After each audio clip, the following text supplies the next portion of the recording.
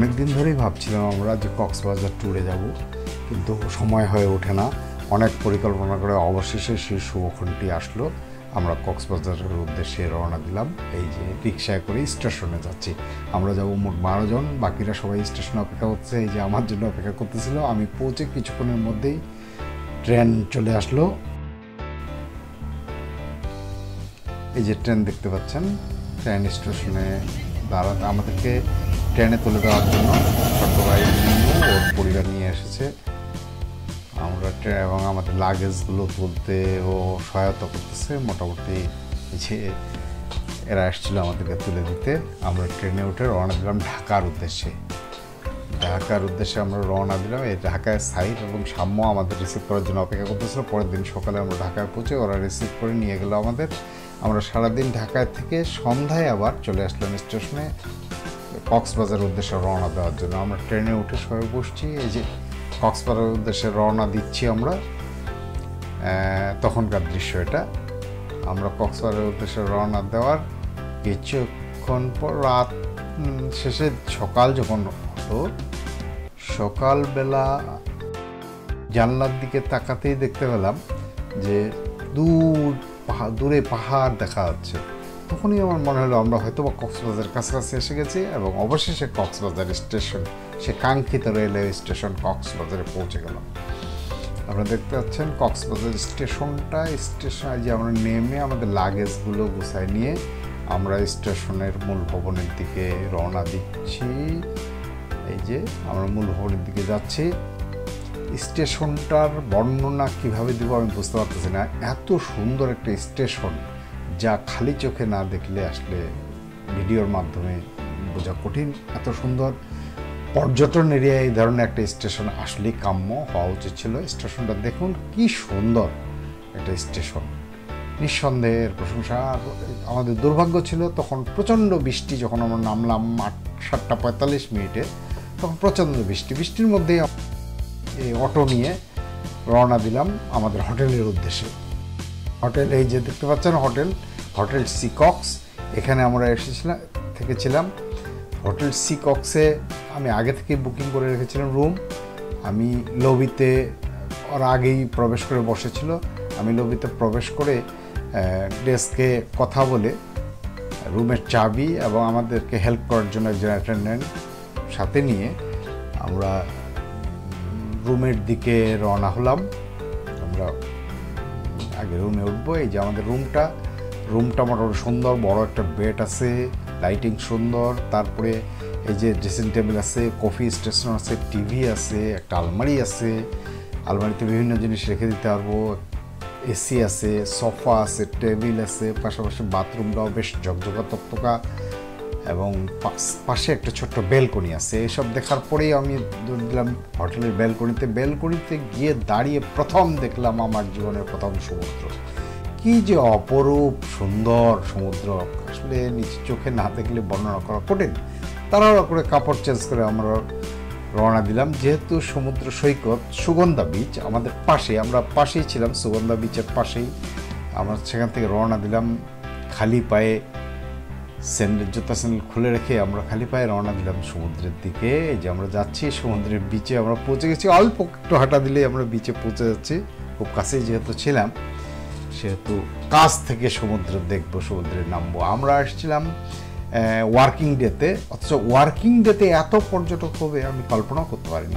আমরা ভাবছিলাম যে অফ ডেতে পর্যটক এসে, ওখানে গিয়ে পানিতে না নেমে তো থাকা কঠিন। আসলে বয়স ভুলে যাওয়া হয়। সবাই মিলে পানিতে নেমে সবাই যখন নামতেছে তখন নিজেকে আর ঠিক রাখা যায় না। আমরাও নেমে বললাম সমুদ্রের ঢেউ গায়ে এসে লাগে, ধাক্কা দিচ্ছে। এই যে কি আনন্দ, আসলে বলা কঠিন। আপনারা দেখুন পর্যটক, কি পরিমাণ পর্যটক এই ওয়ার্কিং ডেতেও আছে এখানে। সবাই পানিতে গোসল করতেছে, যে যার মতো করে আনন্দ করতেছে। অবশেষে ওয়াটার বাইকগুলো দেখতে পেয়ে আমার ইচ্ছে হলো যে ওয়াটার বাইকে আমরা উঠবো। আমি ডিসিশন নিলাম। কয়েকজনের সঙ্গে কথা বলে অবশেষে আমাদের একজনের সঙ্গে দাম দর হয়ে গেল যে প্রতি ট্রিপ 600 টাকা করে দিতে হবে। 2 জন যেতে পারবো আমরা। একটা ট্রিপে 2 জন যাব, 600 টাকা দিতে হবে। তার জন্য আমাদের গভীর সমুদ্রে নিয়ে যাবে। সমুদ্রের রূপ দেখে আবার ওখান থেকে নিয়ে আসবে। প্রথমে রওনা দিলাম আমি এবং আমার ওয়াইফ, দুইজনে আমরা ওয়াটার বাইকে উঠলাম। জীবনের প্রথম প্রচণ্ড উত্তেজনা নিয়ে, ভয়টা তখন বুঝতে পারিনি, তখন মনে হচ্ছে একটা শিহরণ জাগতেছে। প্রচণ্ড উত্তেজনা নিয়ে আমরা রওনা দিলাম সমুদ্রের বুক চিরে গভীরের দিকে। আমাদের বাইকটা যখন ওয়াটার বাইকটা যাচ্ছিল তখন ধাক্কা লেগে কী পরিমাণ উপরে উঠতেছে দেখুন, আপনার দেখলে বুঝবেন কী পরিমাণ ভয়ঙ্কর। যখন বাইকটা উপরে উঠে যাচ্ছে তখন কি যে ভয় লাগতেছে, মানে ভাষায় বর্ণনা করা করে, তখন একটা অন্যরকম অনুভূতি। ইস দেখুন না কি পরিমাণ উপরে উঠতেছে। তো প্রচণ্ড গতিতে বাইকটি এই ঢেউ ভেঙে মাঝ সমুদ্রে আমাদের নিয়ে গেল, গভীর সমুদ্রে। গভীর সমুদ্রে গিয়ে যে জিনিসটা লক্ষ্য করলাম, সেখানে কিন্তু বিচে যে পরিমাণ ঢেউ, এ পরিমাণ ঢেউ নেই, অনেকটা শান্ত। পাশাপাশি বিচের পানিটা কেমন ঘোলাটে, গভীরের পানি কিন্তু তুলনামূলক যত গভীরে যাচ্ছি ততই দেখতে পাচ্ছি গভীরের পানিটা নীল। এই নীল পানি দেখে আমরা ফিরে আসছি। আমি বেশি দূর যেতে পারিনি ভয়ে, অবশেষে আমরা ফিরে আসলাম। আমাদের জন্য অন্যরা অপেক্ষা করতেছিল। এসে যে কি আনন্দ, যতটা ভয় পেয়েছিলাম তার থেকে বেশি আনন্দ পেয়েছি আসার পর। অন্য রকমের একটা অনুভূতি এই ওয়াটার বাইকে ওঠার। অবশেষে একে একে সবাই নিজ নিজ পরিবার নিয়ে উঠলো। এবার মোশাররফ উঠলো, তার মেয়েকে নিয়ে প্রথমে সে যাচ্ছে। প্রথমে কেউ সাহস পাচ্ছিল না, আমি সবারই ভয় ভাঙিয়ে দিছি। তারপরে একে একে সবাই গেছিল।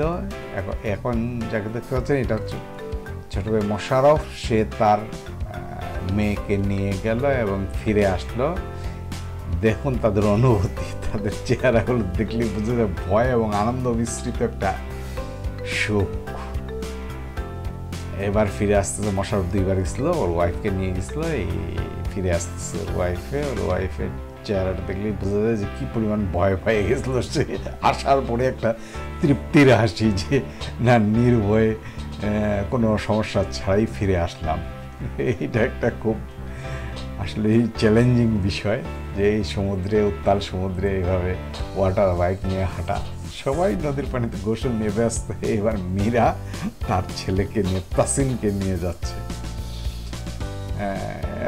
এতক্ষণে এদের সাহস হয়ে গেছে, কারণ আমরা যে ঘুরে আসলাম কয়েকজন, সাহস হয়ে গেছে। এই যে ছুটলো, পানির বুক চিরে চলছে ওয়াটার বাইক, এই যে কি পরিমাণ লাফাচ্ছে দেখেন।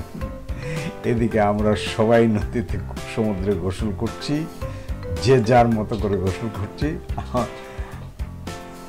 এবার সাইফ, শাহাদ, যদিও সাইফের একবার গেছিল, ওর অভিজ্ঞতা আছে, কিন্তু শাহাদের অভিজ্ঞতা নেই। দুইজনে ওদের পালা। এবার ওরা যাচ্ছে এবার গভীর সমুদ্রে।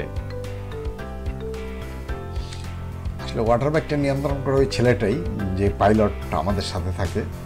আমরা জাস্ট বসে থাকি, হ্যান্ডেলটা যে সামনে বসে সে হ্যান্ডেল স্টিয়ারিংটা নিয়ে বসে থাকে, আর পিছনে আরেকজন থাকে। আর মেইনলি বাইকটা নিয়ন্ত্রণ করে ওই কি বলবো ওকে, পাইলটকেই, ওই নিয়ন্ত্রণকেই। যে ফিরে আসতেছে ওরা, ফিরে আসার সময় সাহাব কিন্তু খুব ভয় পেয়ে গেছিল। ছেলেটা দেখলেই, ওর চেহারা দেখলেই বুঝতে পারবেন যে ওর কাছে আসুক। দেখুন পিছন দিয়ে সবচেয়ে দৃষ্টিনন্দন একটা কি, পিছন দিয়ে যে পানিটা উপর দিকে ফিকে দিচ্ছে, এইটা কিন্তু বেশ দৃষ্টিনন্দন একটা জিনিস। এই যে শাহাদের চোখ মুখ ভয়ে অন্যরকম হয়ে গেছে। এই যে আসার পর আনন্দ, আসার পর বুঝতে না সেফলি উই রিটার্ন সেফলি, তখন কিন্তু ওরা আনন্দ পাচ্ছে সবচেয়ে বেশি। যাই হোক, এভাবেই আমরা সময়টা কাটালাম। আরও একজন যাবে, এভাবে আমরা সময়টা কাটাচ্ছি, গোসল করছি, একে একে রাইডে উঠতেছি। এই যে এবার যাচ্ছে সাম্য এবং শান্তা, 2 ভাই বোনরা যাচ্ছে। এটি আমাদের লাস্ট ট্রিপ। 2 ভাই বোনের যাত্রাটা আমরা একটু দেখে নিই। শুরু হলো তাদের যাত্রা। এই বোটগুলো কিন্তু আস্তে চলে না। এই বোটগুলো একটা বৈশিষ্ট্য দেখতেছি, সবসময় খুব জোরে চলে এগুলো। ফিরে আসতেছে ওরা, ফিরে আসতেছে, যে হাসি, আনন্দ। আসলে খুবই একটা আনন্দের মুহূর্ত। আসলে সমুদ্রে গেলে মানুষের মন ভালো হয়ে যায়, এটা স্বাভাবিক। এটা গিয়ে আমিও বুঝলাম যে আসলেই সেখানে গেলে মানুষের প্রশান্তি খুঁজে খুঁজে পায়। সমুদ্রের পানিতে নেমে সমুদ্রের ঢেউ যখন আছড়ে পড়বে গায়ে, তখন যে কী অনুভূতি, প্রত্যেকটা মানুষ সমুদ্রে না নেমে থাকতে পারতেছে না সবাই। আমরা দুজন দাঁড়িয়ে সমুদ্র দেখছিলাম তখন। মোশাররফ তার পরিবার নিয়ে,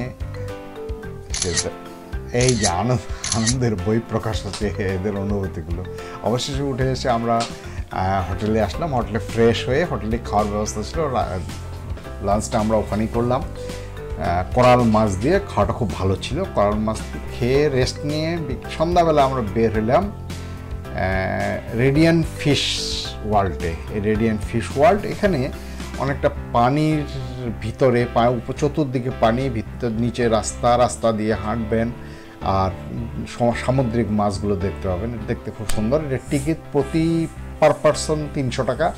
যদিও আমরা হোটেলেই টিকিট দিচ্ছিল, আমরা যেখানে ছিলাম সেখানে 250 টাকা রাখছিল আমাদের কাছে, ওখানেই আমরা টিকিট নিয়ে আসছিলাম। এই যে টিকিটটা 300 টাকা লেখা আছে। আমরা ভিতরে প্রবেশ করলাম। দেখুন এখানে চতুর্পাশে পানি, ভিতরে দেখতে পাবেন যে আপনার মাথার উপর দিয়ে চতুর্পাশ দিয়ে সামুদ্রিক মাছগুলো ঘোরাফেরা করে বেড়াচ্ছে এবং উজ্জ্বল আলোর মধ্যে তাদেরকে স্পষ্ট দেখা যাচ্ছে। বড় বড় মাছ, এই যে দেখুন কত বড় মাছ, শার্ক এটা। এই মাছগুলো বেশ দৃষ্টিনন্দন। পানি, লাইটের ব্যবস্থা, বড় বড় মাছ, এটা কি বলে, গোলপাতা না কি মাছ জানি বলে। এই সব কিছু মিলে আসলে অন্যরকম একটা অনুভূতি এর মধ্যে পাওয়া যায়। যদিও পার পারসন 300 টাকা, আমার কাছে টিকিটের মূল্যটা একটু বেশি মনে হচ্ছে। তারপরেও যে কোরাল মাছ এগুলো, তারপরেও মনে হচ্ছে যে না, অনেকটা সার্থক। সামুদ্রিক মাছগুলোকে সচরাচর এদিকে পাওয়া যায় না। আমরা যেগুলো দেখতে পাই সেগুলো হচ্ছে মৃত, কিন্তু এখানে জীবন্ত মাছ পানির মধ্যে ঘুরে বেড়াচ্ছে, এটি দেখতে পাওয়া আসলে তুমি। এই ফিশ ফিডিং জোন, প্রতি ফিড 20 টাকা। এটা দেখুন কি সুন্দর অ্যাকোরিয়ামের মাছগুলো, রঙিন মাছগুলো এখানে রাখা আছে। 20 টাকা দিয়ে একটা ফিডার কিনে এদের খাওয়াতে হবে। পাগলের মতো খাচ্ছে, এই যে পাগলের মতো খাচ্ছে। দেখতে খুব দৃষ্টিনন্দন জিনিসগুলো। এখানে কিছুক্ষণ দাঁড়িয়ে দেখলাম আমরা, যে আমি হচ্ছে খাওয়াইনি, বিভিন্ন জন খাওয়াইছে। এই মাছটা দেখুন, এটা ভয়ঙ্কর পিরানা মাছ বলতেছে, যেটা আমরা বলি পিরানা। এই মাছটির যত না ভয়ঙ্কর, তার থেকে বেশি এর বদনাম আছে, যে খুব ভয়ঙ্কর একটি মাছ। কিন্তু এটি সাধারণত আমাদের এদিক নেই, এটা সামুদ্রিক মাছ, সমুদ্রে থাকে। এর সম্পর্কে বিস্তারিত গুগল ঘাটলে পাওয়া যাবে। এই ছোট ছোট মাছ এগুলো রাখছে মানুষ দেখার জন্য। এভাবে ঘুরতে আসে অনেক মাছ। এই যে মাছটা দেখেন 300 কেজি পর্যন্ত নাকি এই মাছটা হয়। দেখুন মাছটা দেখতে অনেকটা আমাদের এদিককার পাঙ্গাস মাছের মতো দেখতে। এখন কি মাছ এটা আমি জানি না। এখানে ঝর্ণাটার পাশে ছোট ছোট মাছগুলোকে রেখে দিছে, এটা বিভিন্ন কালারফুল করাতে জিনিসটা খুব সুন্দর লাগতেছে। এখানে আপনি দেখতে পাবেন আরো কিছু মাছ। এই যে মাছগুলো বিভিন্ন ধরনের মাছ, তার মধ্যে এই যে এখানে সুন্দরবনের রয়্যাল বেঙ্গল টাইগারের একটা প্রতিকৃতি রাখা দিয়েছে, সঙ্গে রাখছে হরিণের প্রতিকৃতি। এগুলো দেখতে সুন্দর।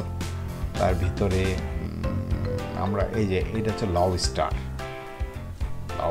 যেটি খুব সুনাম রয়েছে বারবিকিউয়ের ক্ষেত্রে। বারবিকিউ নাকি খুব ভালো। এই যে এই মাছটি আমার খুব পছন্দ, যদি মাছটি দেখতে খুবই সুন্দর লাগছিল।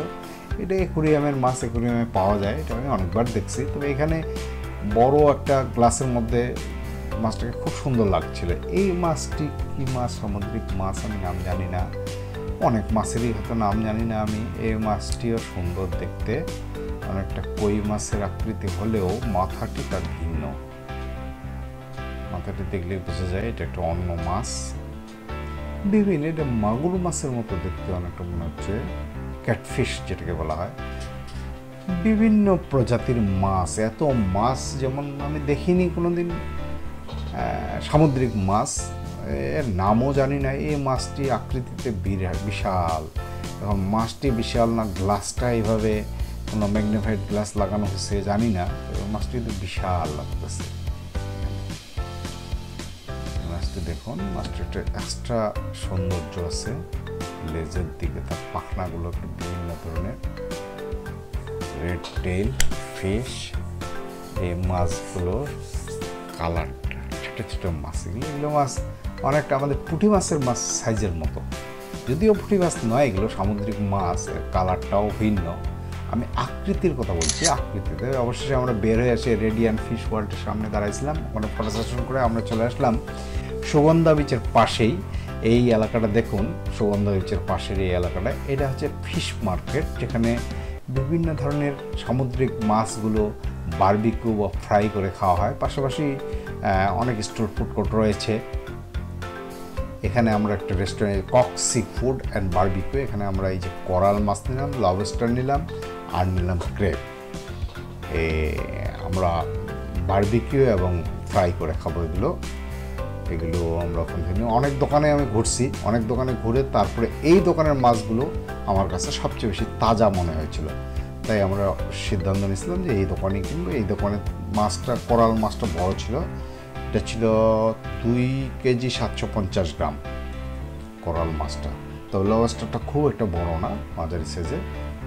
ক্রেপগুলো ভালো ছিল, এগুলো মোটামুটি মাঝারি সাইজের, ভালো আকৃতির।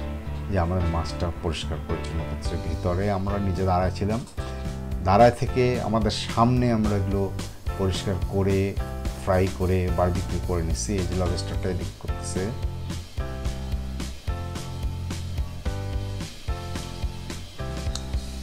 ক্র্যাবগুলো পরিষ্কার করছে।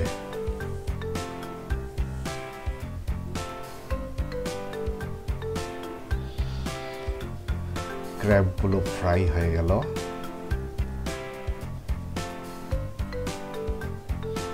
এটা হচ্ছে কোরাল মাছটা আমরা বারবিকিউ করছিলাম, খুব স্বাদ হয়েছিল কোরাল মাছটা বারবিকিউটা। এই যে আমাদের লবস্টার, ক্র্যাব, লবস্টারটা খেয়ে দেখতেছি, দারুণ, এক্সিলেন্ট, এক্সিলেন্ট, খুব ভালো হয়েছে। প্রথম করছি আমি। তারপরে আমরা ওখান থেকে আসলাম আবার সমুদ্রে, সি বিচে। রাতের সমুদ্র যে কি অপরূপ সৌন্দর্য, আপনি না দেখলে বুঝতে পারবেন না। অন্ধকার ঘুটঘুটে রাত, কিচ্ছু দেখা যায় না, কিন্তু ওর ঢেউগুলো রেডিয়াম বাতির মতো জ্বলতেছে। দেখেন দেখেন, আপনারা দেখতে পাচ্ছেন। ওখান থেকে ফিরে এসে আমরা আড্ডায় বসলাম। এই আড্ডা সেরে আমরা ঘুমাতে যাব। এতক্ষণ যারা ধৈর্য ধরে আমার এই ভিডিওটি দেখলেন, আপনাদের অসংখ্য ধন্যবাদ। যদি ভালো লাগে তাহলে একটা লাইক দেবেন। সবাইকে ধন্যবাদ। আল্লাহ হাফেজ।